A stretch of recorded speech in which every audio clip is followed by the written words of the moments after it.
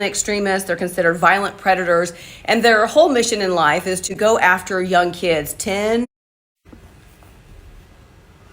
Hi everybody, Lori Fulbright here, a crime reporter of more than 30 years. If you have not heard about 764, so here's a little educational tutorial. It is an online network of some evil people. They're considered violent extremists, they're considered violent predators, and their whole mission in life is to go after young kids, 10 to 17 years old. And they befriend them at first, and they, go after kids who maybe are vulnerable, and then they befriend them through like games, Roblox and Minecraft, or apps like Discord or Telegram, Snapchat, Instagram.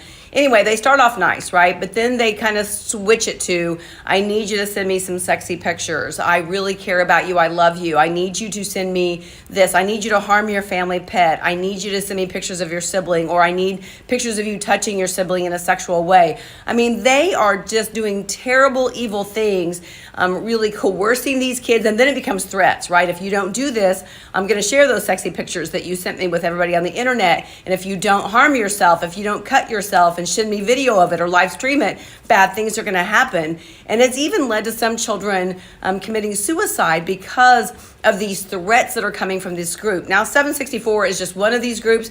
The FBI, the Justice Department have considered them a terrorist organization. They have arrested hundreds of them. They are charging with terrorism charges.